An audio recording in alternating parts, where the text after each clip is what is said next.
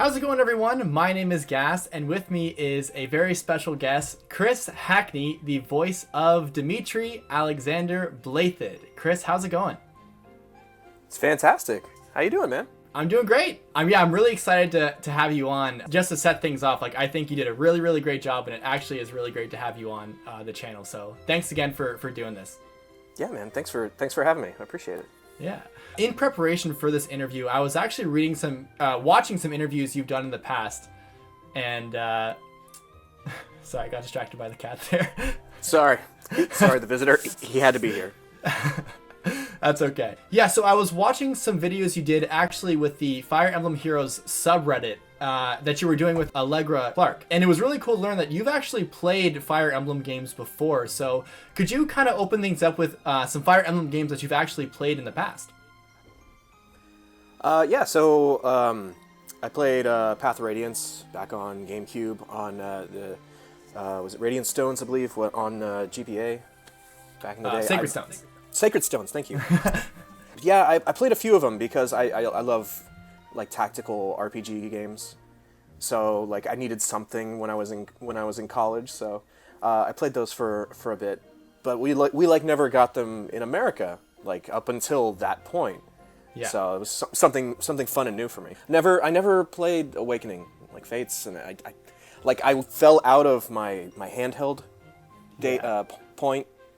My days at that point, so I never actually got into those. Mm-hmm. And then I decided, well, okay, Shadows of Valentia, I'm going to be in that one, so I should probably get back into it. Yeah. Not only did you voice Quan in Heroes, you also voiced Bowie in, I guess, Heroes, but also Echoes, so that was pretty cool.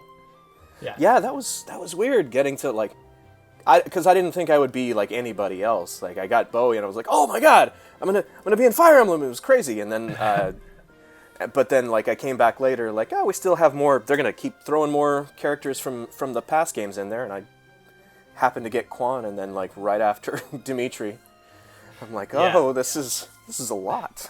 Welcome to the world of a million characters in a franchise. It just never ends. Hey, that's fine for me. I'll play as many Fire Emblem characters as they want me to. I'm glad to be back for anything. What did you grow up playing throughout middle school, high school, college, if it wasn't just strategy games? Just RPGs in general. Yeah. Mostly like JRPGs. Not my first console, but the one I played the most was the NES back in the day. Video games taught me to read. Really? I was with my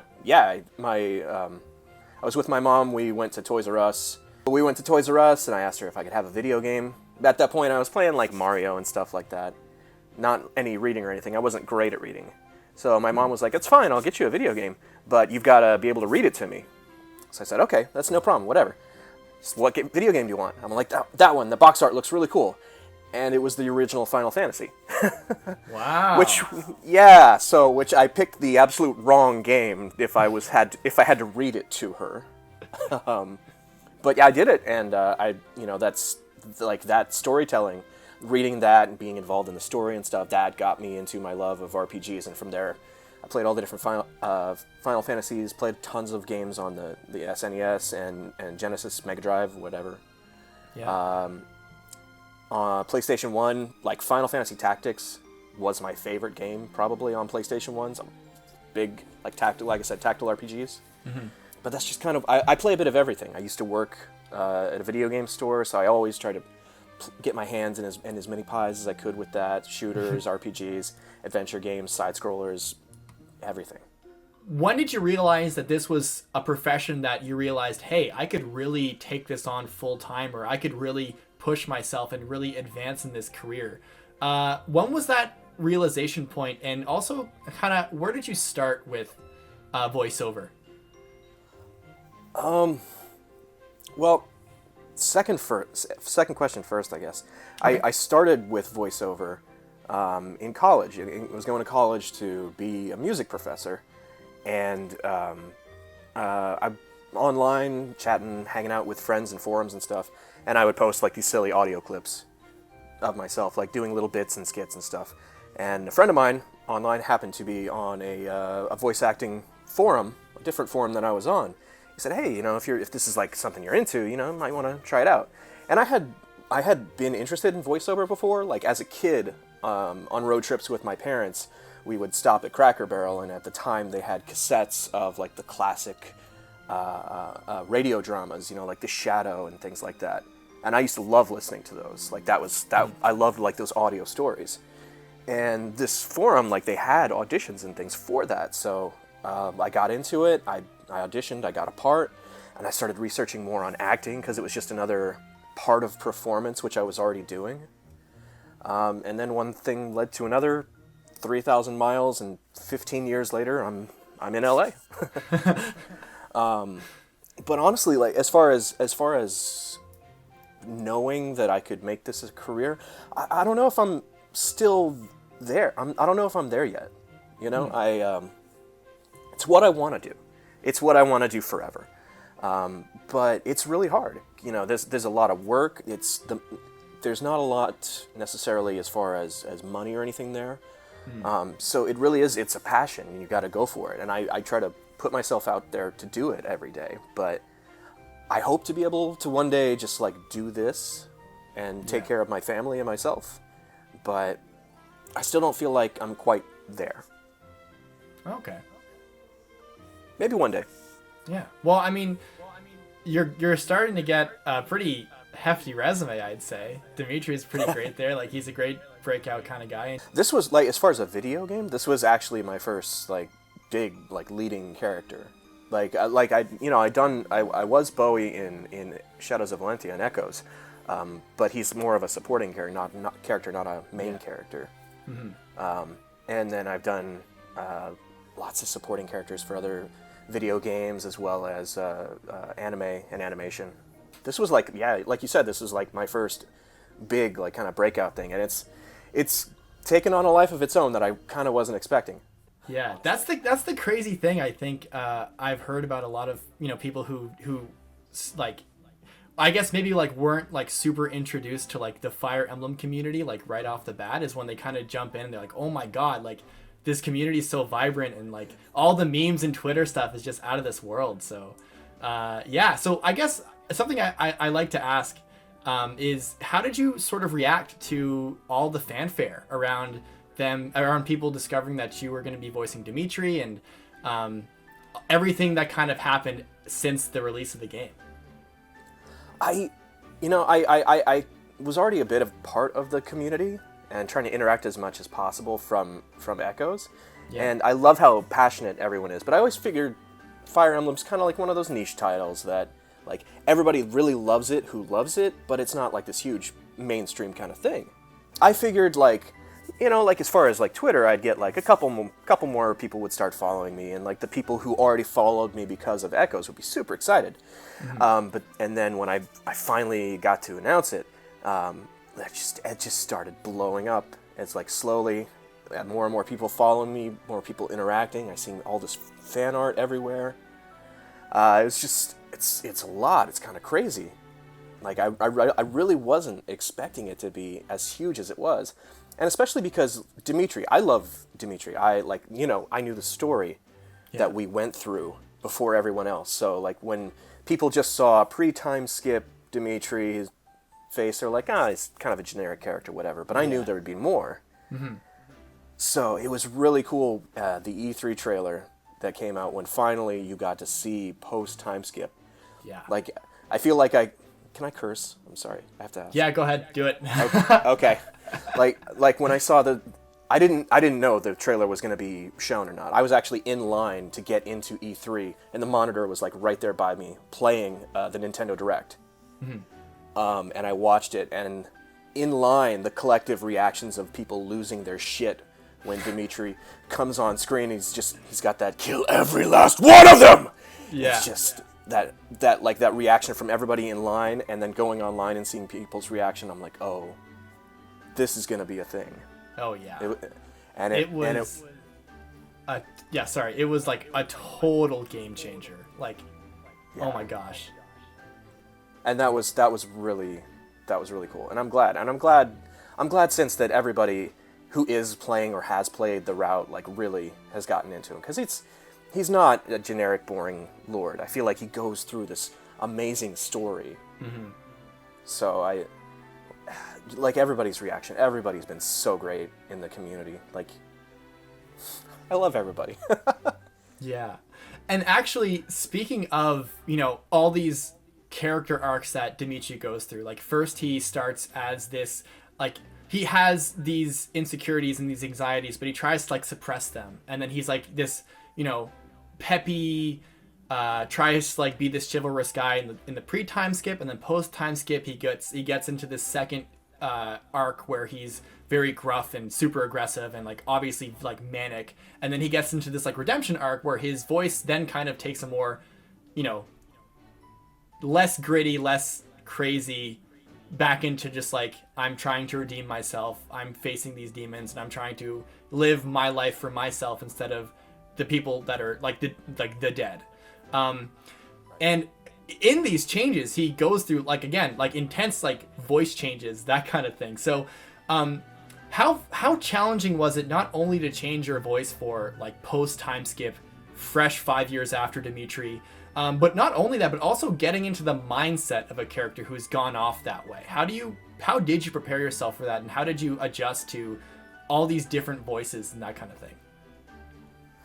Well, when I originally auditioned, I did that in the audition because the first couple lines were pre-time skip Demetri kind of finding himself, and then he slowly like starts to like peel away. You see that there's something underneath, and then like the last part of it was him like losing it.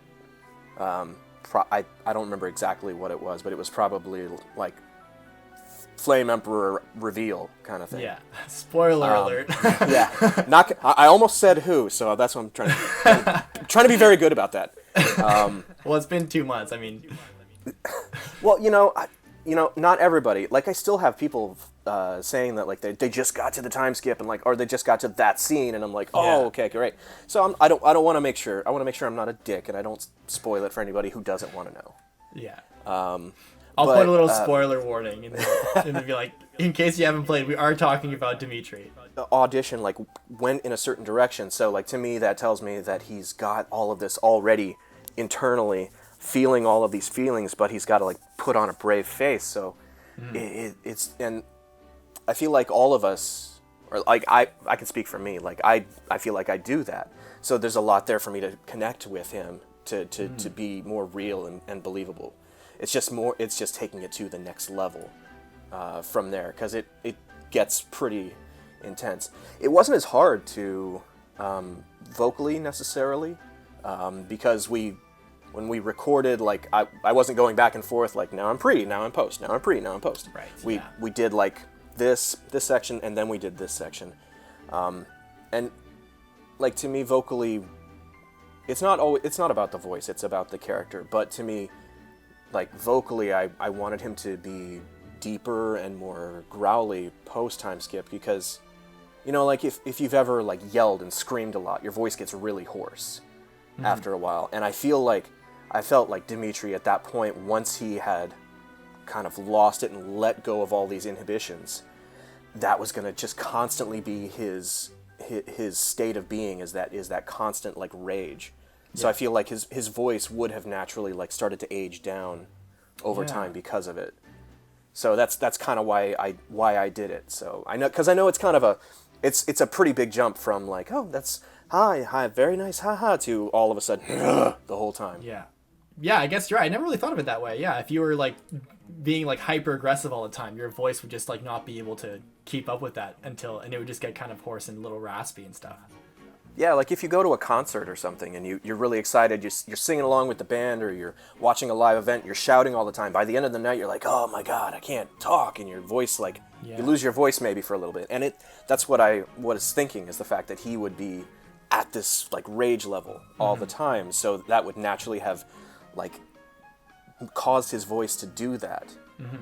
And then I think that also helps with like once he comes back around, like that intensity is more, it's still there, but he's gone back to being more of himself, so it's like a natural version of where he's caused his voice to be placed. Yeah.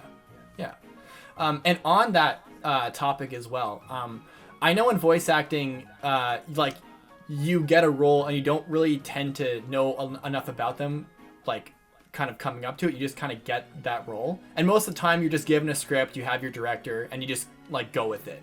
And in the interview you had with like the subreddit, you were talking about like with Bowie, how I think you would like place your hand upwards to get into a character, or you would like do these mannerisms that would mentally kind of get you into it a little bit better. So how did you do anything to get into Dimitri's headspace? Like, were you gripping like a mop handle or like holding something like very aggressively in your hand to get more in character? So, yeah, with when pre-time skip with Dimitri, he's very much, he tries to be on point with everyone. So I would literally like have my hand up doing this when I'm speaking with someone, so that I need to really enunciate the words. And then it's just the simplest little thing of that versus post-time skip. It just kind of just became a balled fist the whole time, because there, like I said, there's that anger and aggression, and he lets it out at some points, but it's also like it's strange as an actor, because I was actually talking to my director yesterday about this. From voiceover, like when you've got to keep these things internal, but you still want to have that tension, you actually like tense up your body and your muscles and stuff. So that's what I was doing a lot. Like those really intense scenes, like my whole body would be like tense, every muscle and stuff. And I'd go home at the end of the night and I'd be so sore and I would hurt and I would sleep, like I'd just pass out. Because when you're like, I was literally like, standing in front of a microphone for 2 to 4 hours at a time, not necessarily with a cat in my lap, intense the whole time, and it's exhausting. Wow, that's really interesting. That's really, that makes total sense. Yeah, I liked how there was like a subtle change between like having your hand up like this versus like this, and how it just kind of changed the whole dynamic of how you performed. That's really cool. Well, it's like for me, as far as acting goes, like just every character, every person, we have like little mannerisms, like the way we talk, the way we use our hands when we talk, little head cocks, eye movements and stuff like that. And from voiceover, you can't see all that stuff, so you've got to find ways to, in your voice, express that. And part of that is like just doing those little things, like with the hand. Like I think in that same interview, Allegra was talking about how she had to hold her hand a certain way for a character. She had to keep her hand on her chest or something like that. That like I just did it now, and all of a sudden, like that, the way I said that kind of changed a little bit, because this is a different feeling from like this. Tricks of the trade. Yeah. Spoilers! I'm just giving all the secrets away. I should have charged for this. All these aspiring voice actors in the comments are like, yes, now I know. Sidebar: if there is anybody who watches this who wants to get into voiceover and learn more about it, D. Bradley Baker, who everybody knows as, he does creature voices for like everything, and he's been in everything. You can go to his website. I think it's iwanttobeavoiceactor.com, and he has a great like starting place to help teach and to understand about voiceover and everything. So that would be my recommendation, because I know I've had people like ask me like, how do you get into voiceover? And I don't know. Everybody's got a different journey. Everybody's got a different path. And I think his site is basically the best place to start from. So plug for him. Yeah, great advice. I know there's a lot of famous Demetri lines that, have become very iconic with his character. But outside of like the kill every last one of them and those big ones, is there any line from when you were in the booth that you like vividly remember, or do you have like a favorite line of his that might not be what people may expect? I think for me the most memorable part of recording with Dimitri was I think it was after Gronder. Yeah. Just a little insight on recording. So when we would record, I'd have the line and I would do it. I'd give 2 different takes, and we'd either keep one of them, or we'd, Patrick Seitz would redirect me, and we'd go from there. But those scenes after, the snapback starts to happen and Dimitri starts to find himself again. What we did was we actually, he was just like, here's the lines, here's the scene, play the scene. And so instead of doing A, B, A, B, A, B, I just went through and just played it as a single scene, like talking to Byleth, getting all of these things out, and it's like really emotional. And I just remember like doing that and just like wanting to cry afterwards. Wow. Yeah. Because like Dimitri's he's starting to let all of these feelings finally come out. Yeah. But like keeping them in. So like I'm doing that at the same time, and it's just, it was a lot. It was so much, but it felt so good. And like seeing the final product in the game, like, I think I'm glad that it came out so well. That was a very, I mean, not to spoil anything or what happens, but yeah, it was a great performance. So like, kudos for that one for sure.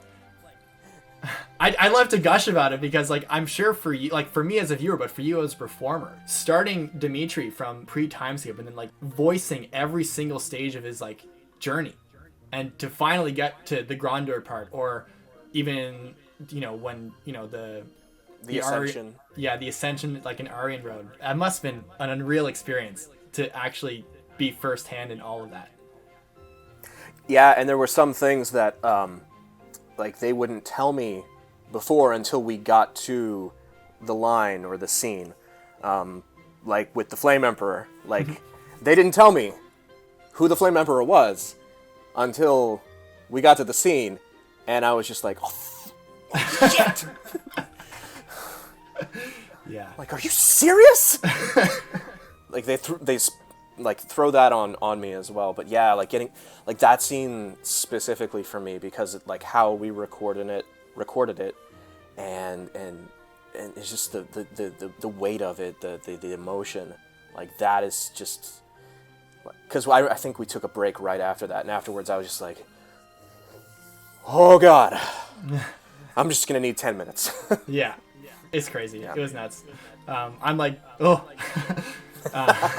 you and Joe Zija have like bantered back and forth in a very like endearing and hilarious way. Did you know him before the production at all? Or is there anyone else you've really gotten to know quite well because of Three Houses?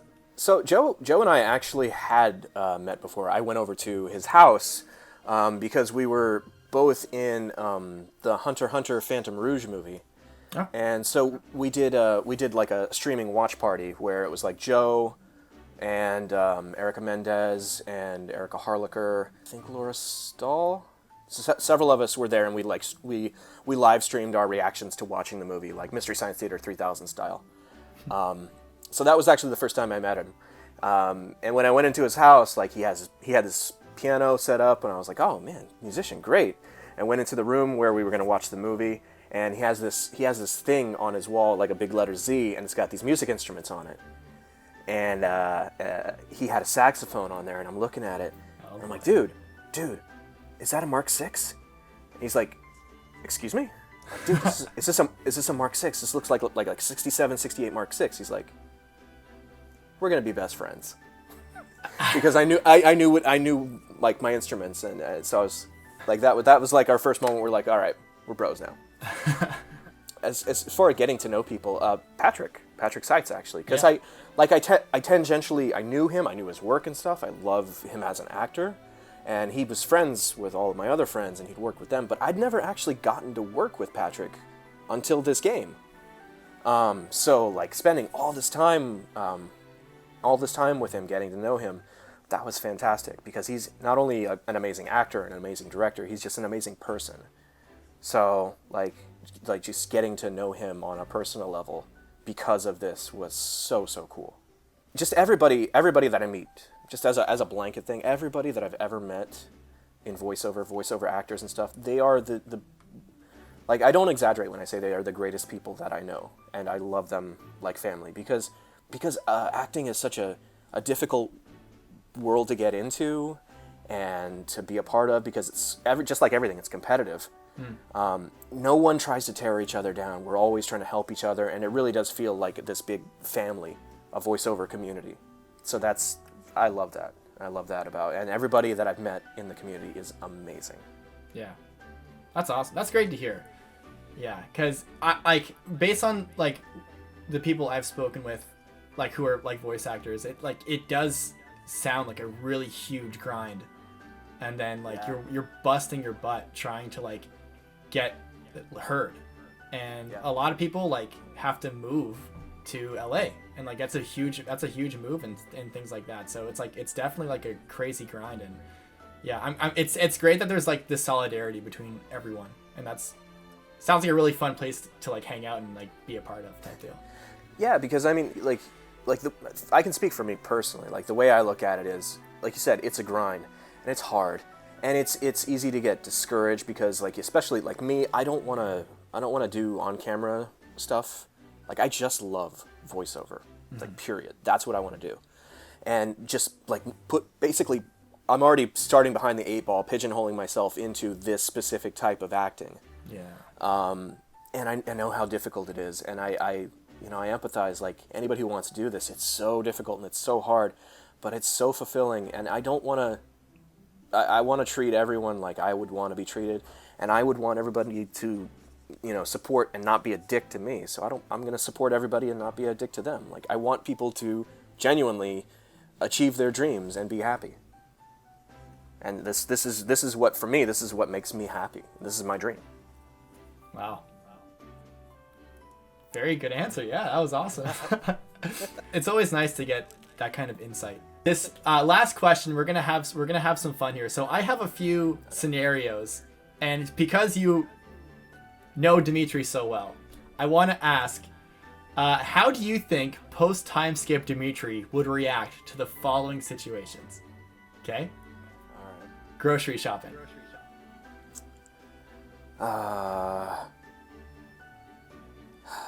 Man. Would buy every last one of them. He's got no sense of taste, so I can just imagine him like hunched over his cart and just like going down the aisle with his hand on the shelf, just like putting everything into the cart. Or, also I could imagine him being that guy who walks in and like, where's the cup noodles? Just all the cup noodles, because I don't have time to sit here and make a fancy meal or anything. I can't taste it anyway, so just give me all of the cup noodles so I can put the hot water in it and then get back to killing people. That tracks to me. Okay, next one. Owning a pet. He'd have to have rats, wouldn't he? Right? I mean, pet rats like everywhere, just like, yes, we are one. He's like that Batman villain, or I think there was a Batman villain. I'm trying to, I can't remember it right now. But like, he's got all the rats and stuff next to him. He just like petting them, like yes. He loves them in his own way, but really they're all feral monsters that are gonna just go out and kill everyone. Yeah. That seems right to me. What about learning to drive a car? Oh man, I think that would be an experience because of his beastly strength. I can just imagine the driving instructor. All right, hands it 10 and 2. Now we're gonna gear shift, and he grabs the gear shift and just like yanks it out, and gets angry and tries to put it. Yeah, just. We're gonna slowly accelerate, and just like slams his foot through the floor of the car, like causing the engine to drop out of the car. And then finally him just being like, you know what? Horse. I'm gonna get on a horse. Forget it. I'm just gonna pick up the car and just walk over to the grocery store.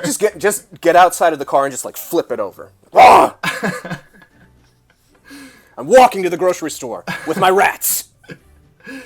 Oh my god. Okay. Trying to instruct in a class. Oh man. I think he'd start by saying, like, what would the professor do? But he'd really have no idea of what the professor would do. So if someone wasn't listening, he'd just take his spear and like slam it through the desk to frighten them. I think he would. God, he would make such a bad teacher. Oh, he would be such a bad teacher. No patience. No, none whatsoever. No chill at all.